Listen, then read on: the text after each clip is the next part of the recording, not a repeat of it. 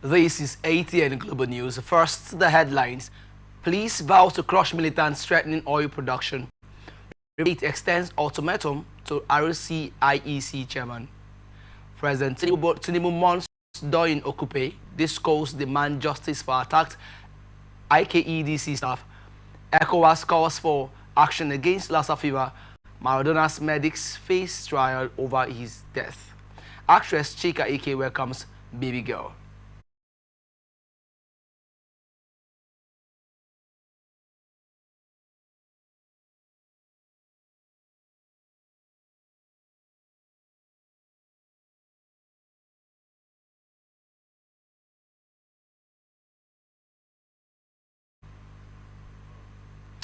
Certified through copy of the Supreme Court judgment on the political crisis in Rivers State, has shed light on why the Apex Court restored the leadership of the state as a House of Assembly under Martin Amewule.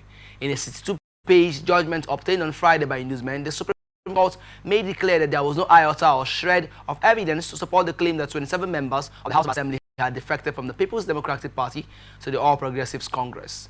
To worsen the situation, the judgment signed by Justice Emmanuel Agim revealed that Rivers State Governor Simon Alayi Fubara, who had raised allegations of defection against the 27 lawmakers, later withdrew the allegations of his own volition at the Federal High Court in Abuja. By failing to substantiate the defection claims against the Amewule-led leadership, the Supreme Court held that, in the eyes of the law, no defection had taken place, and consequently, the status quo in the House of Assembly must remain. Justice Agim, who endorsed the judgment, specifically stated that there cannot be a House of Assembly except as prescribed by the 1999 Constitution. He added that the Constitution neither envisaged nor supported Governor Fubara's position of recognizing only 4 members as a legitimate House of Assembly. As a result, the Supreme Court ruled that it was an aberration for Governor Fubara to make any request, nominations, or presentations to the Rivers State House of Assembly unless they were directed to the leadership under Honorable Martin Amewule, who is believed to be loyal to the faction of former Governor Nyesom Wike. Following the expiration of the 48-hour ultimatum issued to the chairman and commissioners of the Rivers State Independent Electoral Commission to appear before the Rivers State House of Assembly has given them another 72 hours to do so. The lawmakers reached the resolution during plenary in Port Harcourt on Friday. The move followed a request brought by one of the lawmakers, Enemy George. This was deliberated with the House voting to extend the ultimatum to Monday, 10th March, to enable Justice Enebeli, who is the RSIEC chief, and other officials to appear before them. The House had proposed to go on a break a few days back, but due to the extension of the ultimatum, Deputy Speaker of the House, Dumle Maul, moved the motion to suspend their recess so they could attend to the RISIEC chairman and his commissioners.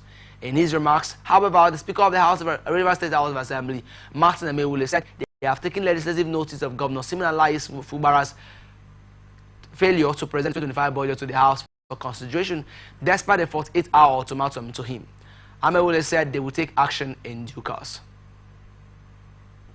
Niger Delta Development Commission today, Friday, 7th March 2025, commissioned a pavilion playground in Degema local government area of Rivers State. ATN News completes the report. Rivers State representative on the 7th Governing Board of NDDC, Sir Tony Okocha, has advised people of Degema local government area to handle the newly commissioned 1,300 capacity pavilion playground with care for the benefit of the region. Okocha gave the advice when he commissioned the capacity pavilion playground in Degema LGA on Friday, March 7, 2025. Chief Okocha thanked President Bola Tinubu for his love and unwavering support to the NDDC, the reason for the numerous projects. Thank Mr. President for assembling this team whose interest isn't how much money you make, but the legacies that you will leave behind. Because if we do not perform, it also going to rub off on Mr. President. But if we perform, it will also rub off on Mr. President. So it is for our people to now use the local balance, use your tongue to count your teeth.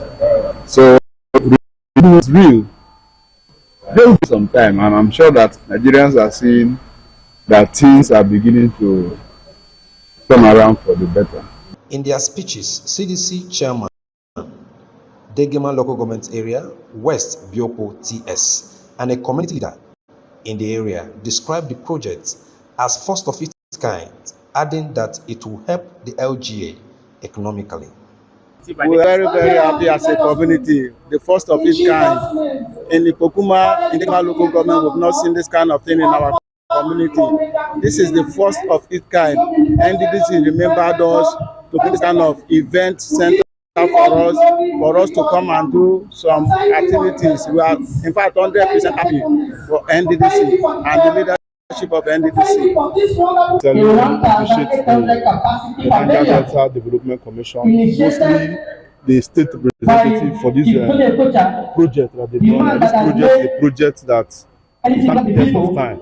It will bring development, and it will also bring finance to this local government and our community. So we want to appreciate the commission and everybody that has made it possible, and Mr. President. Our correspondent reports that the Rivers Rep on the NDDC board, Chief Tony Okocha, also commissioned a 10,000-gallon water project in Soku, Akokotoro local government area of Rivers State, and thereafter flagged off another pavilion playground NDDC project at Obakere in Emoha local government area of Rivers State. Okoja urged the community to cooperate with the contractors and guide the project jealously. And so my charge to the community is that they should try as much as possible to preserve what God has given to them free of charge. If they allow their children or whoever to come and vandalize the place, it's too bad. We will not come here again. NDDC will not come here again. We obey after the commissioning. We hand over formally to the community for their use. ATN News, Port Harcourt.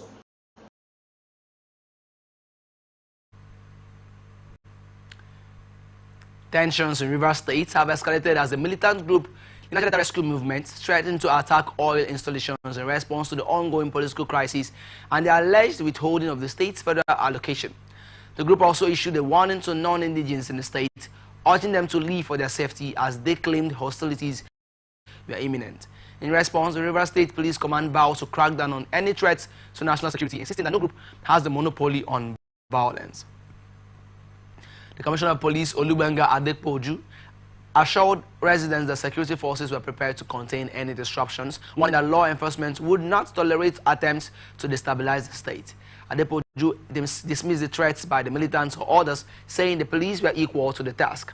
The state has been experiencing a political crisis since 2023, while the latest Supreme Court judgments validating the 27 lawmakers loyal to the former governor and minister of the Federal Capital Territory, Nyesom Wike, created another round of political crisis.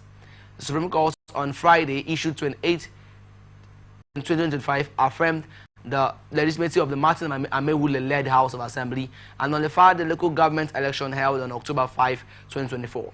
The Apex Court also ordered the seizure of all allocations to the state, asking Fubara to resubmit the budget to the Assembly. Federal government has set December 2025 as a deadline for completing the Petroleum Technology Development Center for Skills and Development Training in Port Harcourt, Rivers State. The center, which has been under construction since 2011, is designed to train low and middle level manpower in various vocations relevant to the oil and gas industry. The Minister of State for Petroleum Gas, Egberikpe Ekpo, issued this directive during an inspection of the facility, emphasizing its importance in equipping young people with valuable skills. Speaking to journalists on the sidelines of the inspection on Friday, Ekpo noted that the project is 92% complete and expressed confidence that it would be finished within the stipulated time frame. On his part, the Executive Secretary of PTDF, Ahmed Aminu, assured that the fund is committed to meeting the deadline. Aminu highlighted the center's objective of providing essential skills to youth, removing them from the streets and helping them build sustainable livelihood.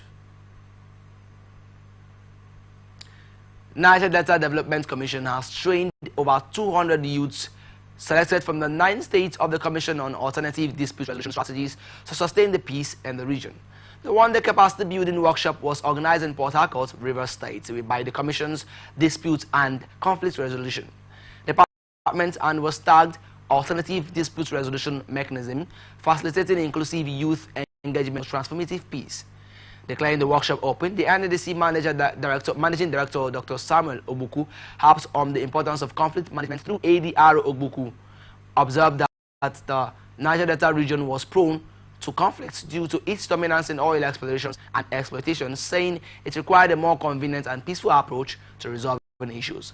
The NDC boss, who was represented by the Director of Research Planning and Statistics, Dr. Peterson Ogon, said there was a need to acquaint the youth with who were always at the forefront during our sessions on a more convenient, peaceful approach to go about resolving conflicts without allowing them to snowball into crisis.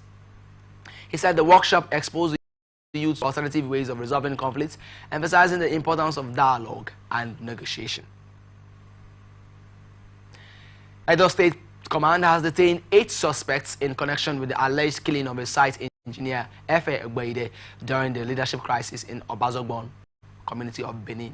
The command spokesman, CSP Moses Yamo, confirmed the developments. The newsman Yamo identified Joshua Edo, the chairman of the community youth, as a prime suspect. Other suspects, according to him, include Obayu Wana Happy, Uhun Wango Everest, Chidera Ume, Simon Benjamin, Odion Adagboyin, Kennedy Oro, and Osai Adagboyin. Yamu said the suspects were caught by operatives of the Iyegukpa Division's Operation Rescue and Anti-Kidnapping Unit at different locations. According to him, the crisis stemmed from disputes over the positions of chairman and traditional leader Okia Gele, resulting in multiple deaths and the destruction of property worth millions of naira. ATN reports that the killing of Agbeido sparked outrage amongst civil society groups. The groups called for justice and better protection for persons with disabilities in the state. Abia State Police Command has confirmed the abduction of Lawson Obasi, a major oil and gas dealer, and the killing of his driver and police escort. In a statement on Friday, the command reported that it received a report from Sergeant George Gubi on March 4, stating that ASP Tanko Natib, Inspector Ernest, and himself from the Special Protection Units SPU Base 6 Port Harcourt, Rivers State, were assigned as escorts to Chief Obasi Lawson and had traveled to Arochukwu, Abia State. According to the report, at about 13:00 hours, while returning to Port Harcourt through Azumini in Doki, Okwa East local government area of Abia, they were ambushed at Nkap Jekere in Doki around 19:00 hours by unidentified gunmen in a dark blue Sienna vehicle who double-crossed them and opened fire.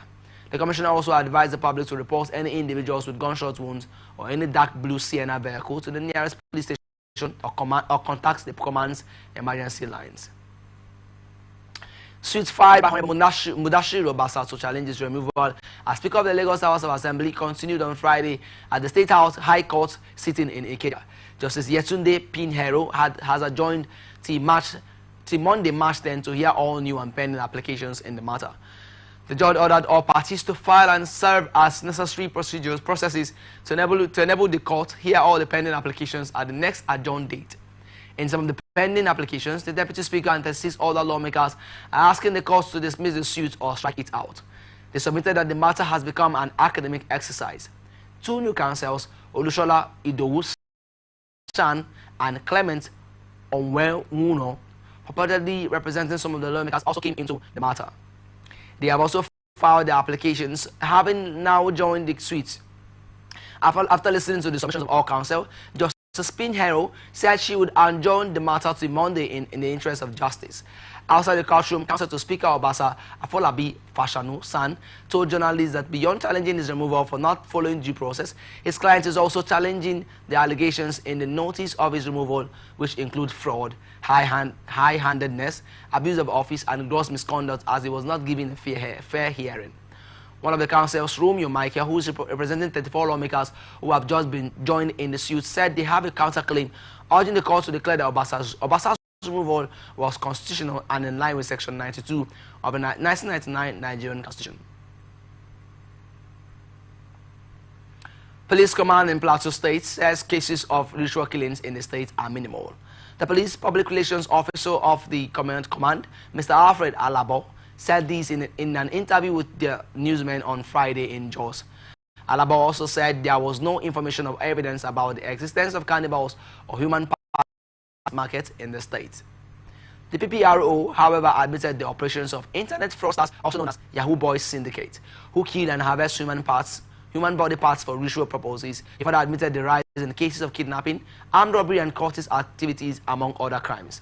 Speaking on the issue, Reverend Father Polycarp Lubo said the chairman of the Christian Association of Nigeria in the state called on religious leaders to preach against ritual killings. Lubo, who corroborated Alaba on the minimal cases of ritual killings, however, called on parents to speak to their wards against joining cultist groups or indulging in internet fraud. Plateau State has said it plans to generate 52 billion naira internally for the 2025 fiscal year. The executive chairman of the State Internal Revenue Service, Dr. Jim Pam Wires, disclosed this on Friday while briefing journalists in Jos on the 2024 Revenue Performance Report and projections for the 2025 fiscal year. Wires noted that the revenue agency had made significant strides in revenue generation since the current administration came on board, with notable improvements in tax collection and remittances. According to him, the state's revenue performance had been bolstered by the Internal Revenue Service's efforts to plug leakages and enhance tax compliance. Looking ahead to the 2025 fiscal year, Wires outlined plans to increase revenue generation through strategic initiatives, including the expansion of the tax net, improvement of tax administration, and enhancement of revenue collection mechanisms. The executive chairman also highlighted the importance of transparency and accountability in the management of state finances, assuring that the Internal Revenue Service would continue to prioritize openness and accountability in its operations. United States Mission in Nigeria expressed deep distress on Friday over the tragic killing of Reverend Father Sylvester Okechukwu in Kaduna State. Okechukwu, who was kidnapped on Tuesday, later found dead, served as the pastor of St. Mary Catholic Church in Takira, Kaura local government area of the Kaduna State. The Catholic Diocese of Kamfanchan confirmed his death on Wednesday. In a statement posted on its X account, the mission condemned the brutal act of violence and offered heartfelt condolences to Father Okechukwu's family, congregation, and community. The mission described the loss as immeasurable and extended its thoughts to those affected during this difficult time. Furthermore, the U.S. mission called on Nigerian authorities to ensure that the perpetrators are brought to justice. Media rights agenda has urged media stakeholders to take decisive steps to empower female journalists by ensuring they play more prominent roles in newsrooms, editorial leadership, and decision-making processes. Making the call via a statement made available to our reporter in Taraba State on Friday, the MRA's program officer, Mrs. Alumide Eweje, highlighted the challenges female journalists face. Such challenges, according to her, include gender inequality, safety risk, and limited leadership opportunities. Despite the obstacles, she noted that female journalists have made significant contributions to the Nigerian society by informing the public and holding those in power accountable. Eweje stressed that women in the media play a key role in promoting diverse perspectives and fostering an inclusive landscape. To ensure the safety of female journalists, she recommended multifaceted approaches that addresses both physical and digital threats. The recommendations include enforcing existing laws and adopting gender-sensitive policies to tackle violence against female journalists, providing cybersecurity training to help female journalists counter online threats, ending impunity by ensuring swift investigations and prosecutions of perpetrators, and increasing female representatives in media leadership positions, she said, have become necessary. Chairman of the State Christian Association of Nigeria, Most Reverend Dr. Bolus Dawa Yohana, has commended Governor Mohammed Umaru Bago for approving the reintroduction of Christian religious knowledge in public schools across Niger State. Yohana, in a statement by his media aide Daniel Atori, described the governor as one who means well for the people, irrespective of their religion. The governor's decision was announced during a meeting with delegation from the Christian community led by the state CAN executive and the Deputy Speaker of the Niger State House of Assembly, Honorable Afiniki Dauda. The governor, while explaining that CRK would help children grow with the fear of God, added that the subject would be made compulsory for Christians in all public schools across the state because family values and morality have been replaced with social vices, resulting in moral decadence. In his commendation, the chairman, who is also the Catholic Bishop of Kontagora Diocese, disclosed that the governor's approval for the reintroduction of CRK in public schools across the states will bring about understanding of the faith and mutual respect. He added that concerted efforts by the government, parents, religious leaders, and other relevant stakeholders are needed to ensure the future of the youth is safeguarded. Zamfara State Governor Dawood Lawal has sworn in Yakubu Sani Haidara as the new head of the civil service alongside 12 newly appointed permanent secretaries. A statement issued on Friday by the governor's spokesperson Sulaiman Bala Idris said the swearing-in ceremony took place at the old chamber of the government house in Gusau. Lawal described Haidara as a seasoned bureaucrat with over 3 decades of administrative experience, stating that his appointment was based on merit and dedication to public service. The governor tasked Haidara with overseeing the state's public service reforms aimed at creating a more efficient and responsive system. Lawal also highlighted the rigorous selection process for the new permanent secretaries, which included an intensive refresher course, written examinations, oral interviews, and ICT-based tests conducted by the Public Service Institute of Nigeria. He urged the new permanent secretaries to carry out their duties diligently and align their actions with his administration's 6-point agenda. In addition, the governor announced the establishment of a new office, the coordinator of donor activities and programs under the office of the executive governor. This office, to be headed by a permanent secretary, will oversee and coordinate all donor and development partner activities in collaboration with relevant ministries, departments, and agencies. You're watching the Global News on Atlantic Television Network. We will be back after this break. Do stay tuned.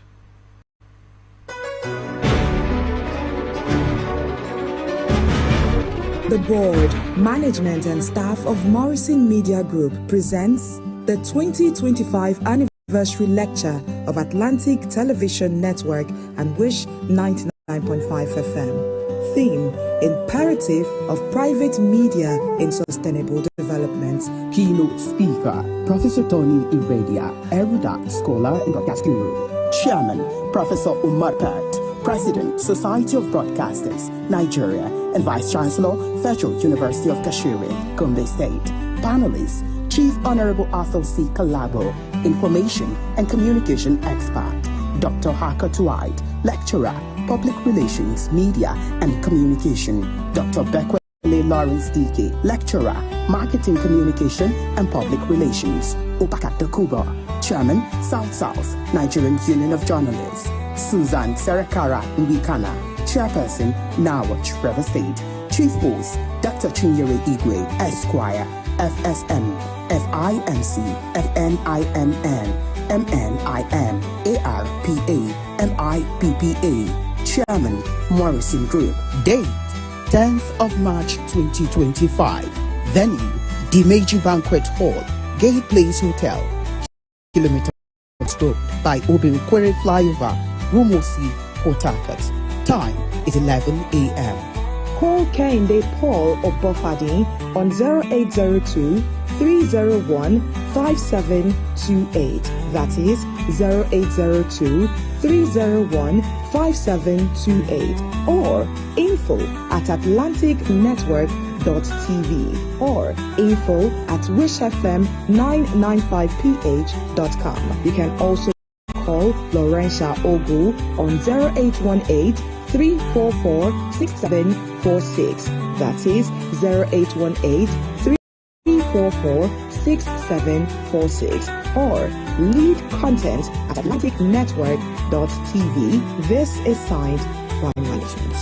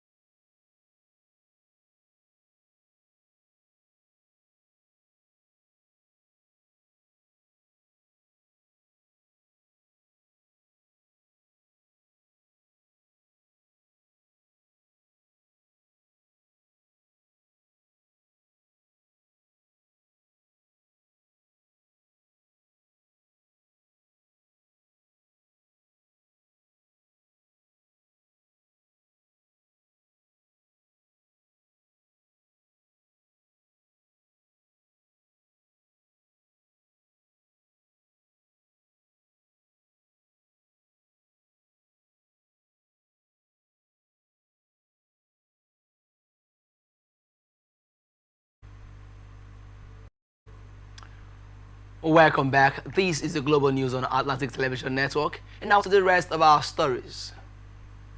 President Bola Ahmed Tinubu has extended his heartfelt condolences to the family, friends and associates of Prince Doyin Okupe, a medical doctor, politician and strategist who played a significant role in Nigeria's political landscape.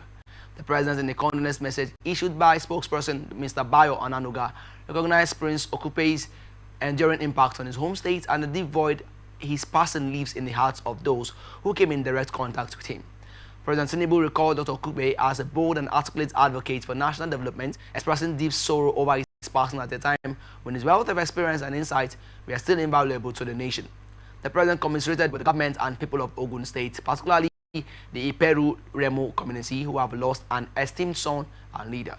President Tinubu prays that God will grant repose to the departed patriot's soul and comfort all. President Bola Tinubu has expressed sorrow over the passing of renowned Nigerian writer, poet, and playwright Mabel Shogun, who died on Thursday at 95. In a statement issued on Friday by his special advisor on information and strategy, Bayo Onanuga, the president extended his condolences to the family of the literary icon, as well as to members of the literary community, friends, and admirers of the late author. Shogun, a pioneer of children's literature in Nigeria, dedicated her life to literary excellence. She founded the Children's Literature Association of Nigeria in 1978 and the Children's Documentation and Research Center in 1990. Her first book, My Father's Daughter, published in 1965, received global acclaim and remains a reference for aspiring writers and literary enthusiasts. Mourning her loss, Tinubu paid tribute to her contribution to Nigerian literature, describing her impact as extraordinary and enduring. The president acknowledged Shogun's immense influence on generations of writers and students, emphasizing that her works would continue to inspire literary excellence in Nigeria and beyond. President Tinubu prays for the repose of the literary icon's soul and divine comfort for our family. The statement concluded. Nigeria Sanctions Committee has designated controversial Biafra agitator Simon Ekpa and 16 entities as alleged terrorism financiers obtained from the committee on Thursday. Those named on the list include Simon Ekpa, Godstein Promise Iyare, Francis Madabuchi, John Onwumere, Chukwuka Eze, Edwin Chukwuedo, Chiwendo Owo, Ginika Oji, Awo Uchechukwu, and Mercy Ebere Ifoma Ali. Others are Ohagu Juliana, Eze Ekpoto, Nwobi Chimeze, Ogomu Kewe, Igwe Kaala Enterprises, Sefi Kufi Global Company, and Lakurawa Group. The list was approved by the president upon the recommendation of the Attorney General of the Federation. The committee ordered the immediate freezing of bank accounts and financial instruments associated with the listed individuals and entities across multiple banks, payment platforms, and financial institutions. It also stated that financial institutions and relevant stakeholders have been instructed to enforce the sanctions and submit compliance reports to the Nigeria Sanctions Committee. Chairman of the Nigerians in Diaspora Commission, Abike Dabiru-Erewa, has called the Nigerians in the diaspora to embrace patriotism as a key factor in national development. Dabiru-Erewa, who spoke at the 2025 Obafemi Awolowo University Muslim Graduates Association Abuja Iftar and lecture prayer on Friday, noted the role of patriotism in fostering unity and progress, both for Nigerians at home and abroad. The event, themed Islam and Patriotism, was centered on how Islam encourages love for one's country.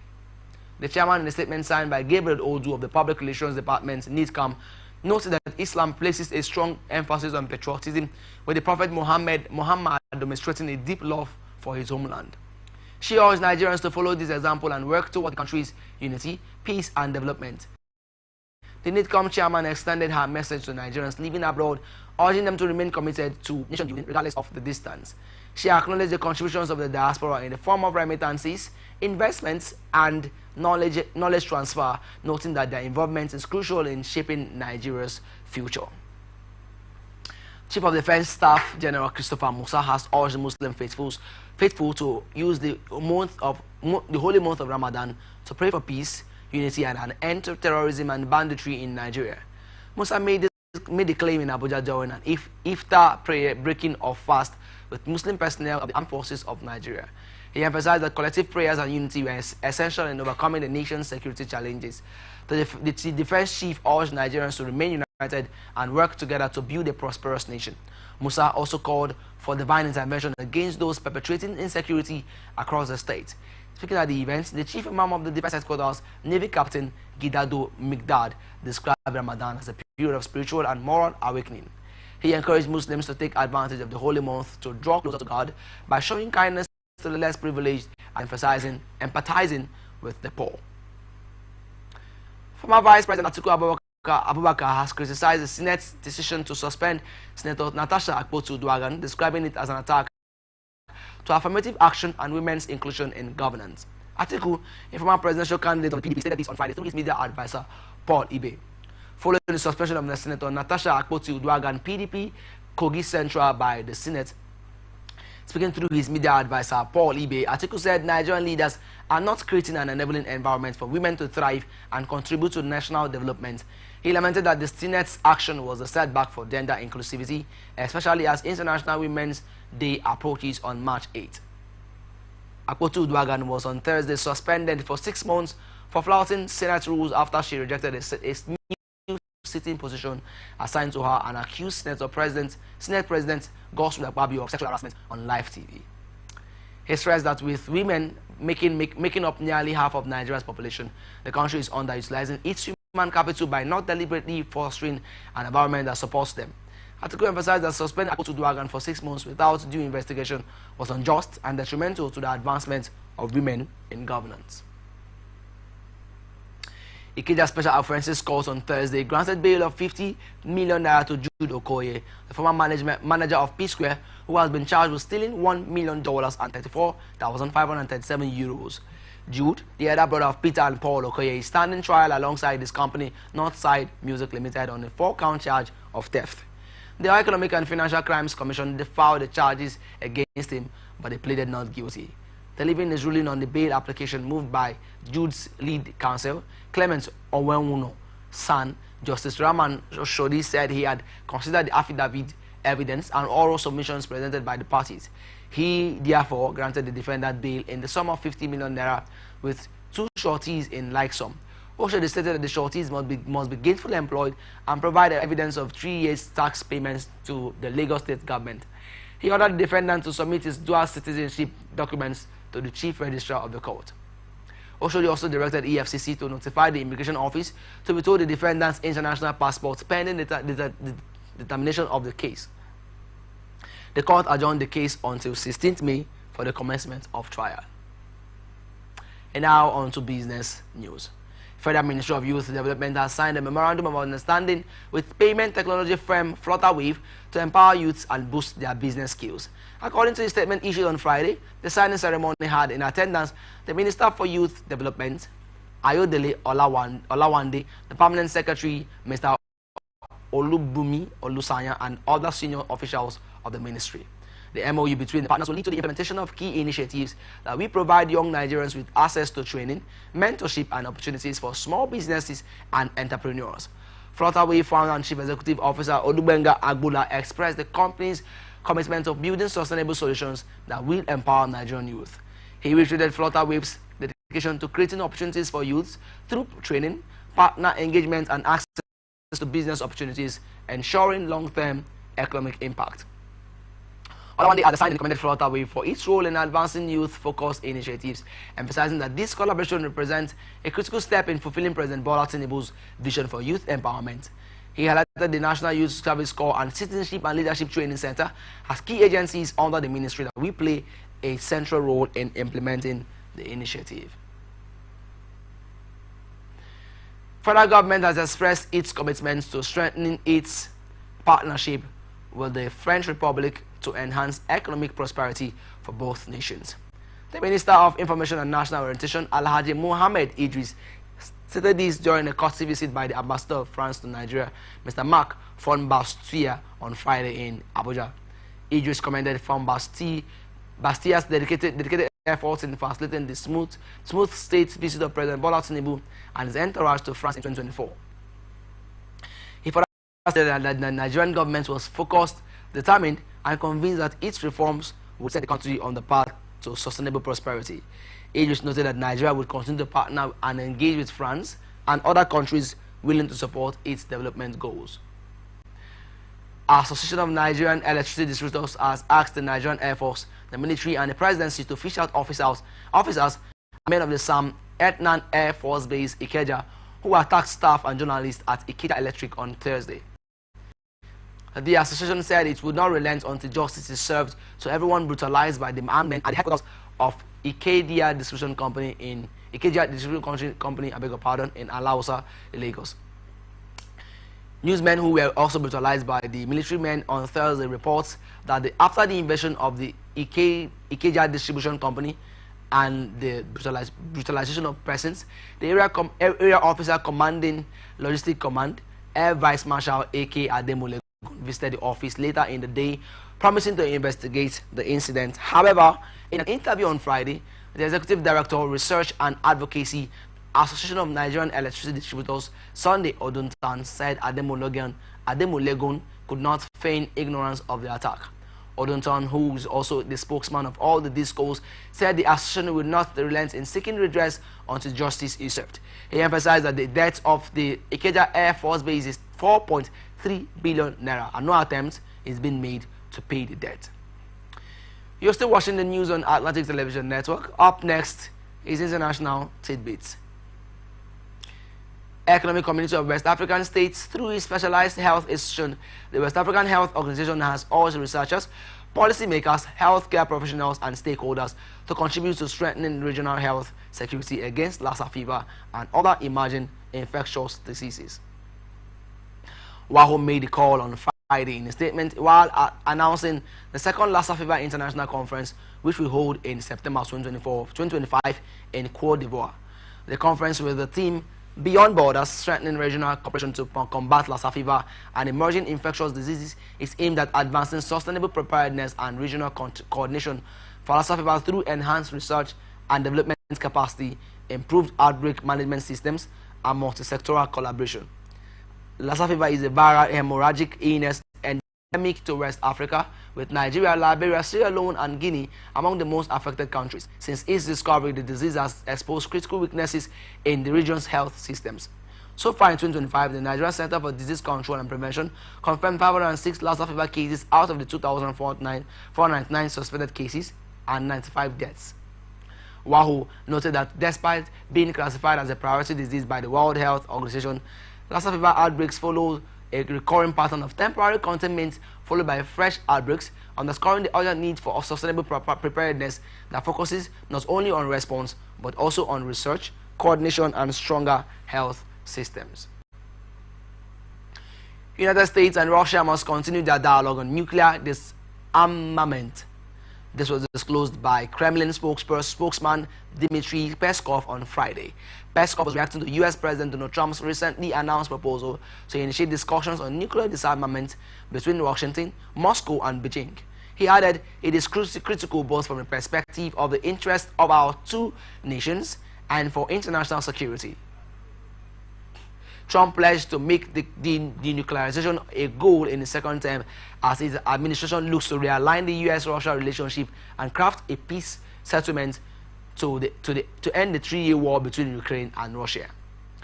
U.S. Citizenship and Immigration Services has proposed a new rule requiring applicants for green cards and visas to disclose their social media handles. This initiative, aimed at strengthening security screening, has sparked concerns about privacy and the potential misuse of data.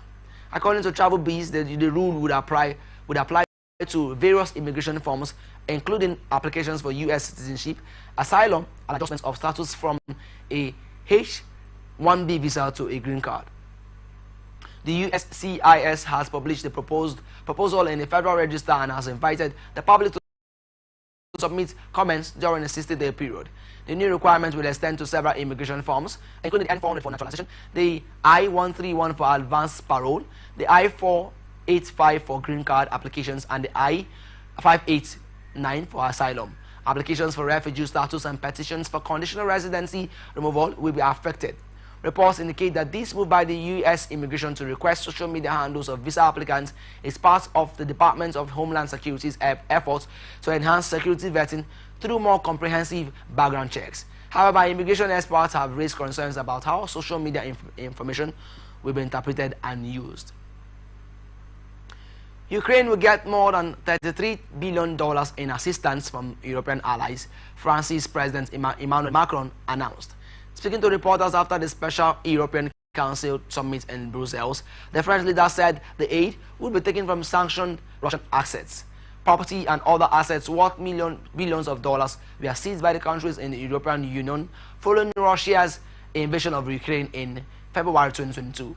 All 27 leaders of Europe, however, urged the European Commission to find new ways to facilitate significant defense spending at national level in all member states. President Volodymyr Zelensky attended the session and thanked the EU leaders for their support amid his frosty relationship with President Donald Trump. The United States has paused military aid to Ukraine as well as intelligence sharing. Officials of both countries are expected to meet in Saudi Arabia next week. President Volodymyr Zelensky has confirmed another massive attack on Ukraine by the Russian army. In a post on his official X handle on Friday, Zelensky said the Russian army used nearly 70 missiles, both cruise and ballistic, as well as almost 200 attack drones on Ukraine's energy infrastructure.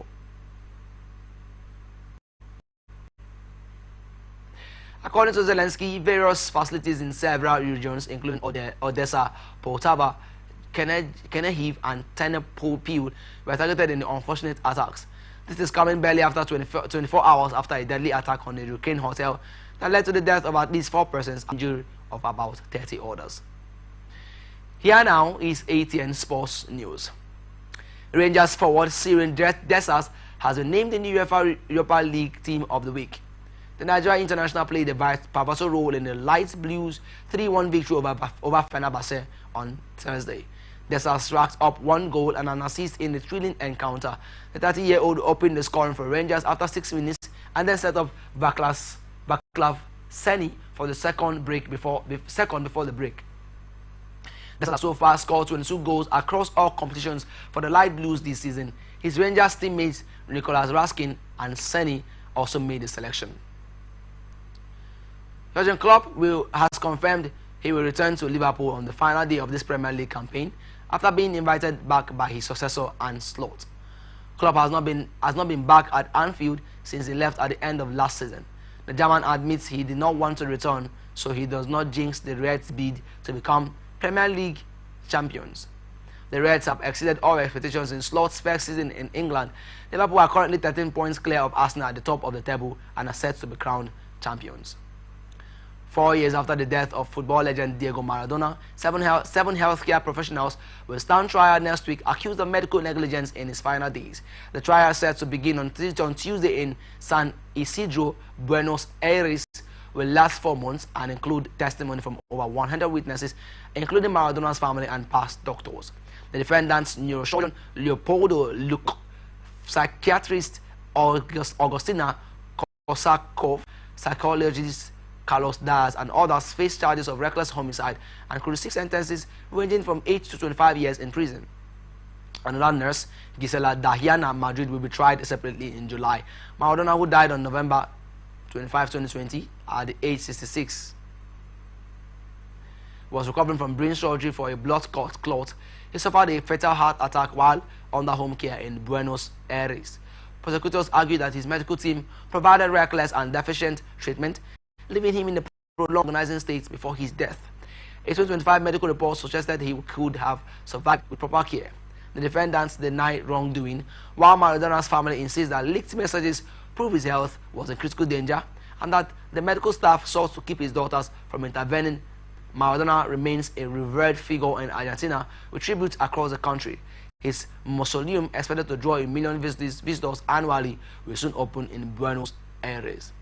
And now, entertainment news. Nollywood actress Chika Ike has welcomed her first child with a mystery partner. The movie star announced the arrival of her child on Instagram on Thursday. One of the pictures she shared with her had the inscription, princess on the background gave away the gender of the child. ATN recalls that rumors had earlier emerged some weeks back that Senator Ned Nwoko, representing Delta North Senatorial District in the National Assembly, is the father of Chika Ike's child after the actress flaunted her maternity photos on Instagram. In separate statements, the duo debunked the rumors, with the actress particularly saying she isn't ready to be any man's seventh wife. Pamela Bach Hasselhoff, an actress who was formerly married to David Hasselhoff from 1989 to 2006, has died. She was aged 62. She was found dead in her Los Angeles home on Wednesday, March 5.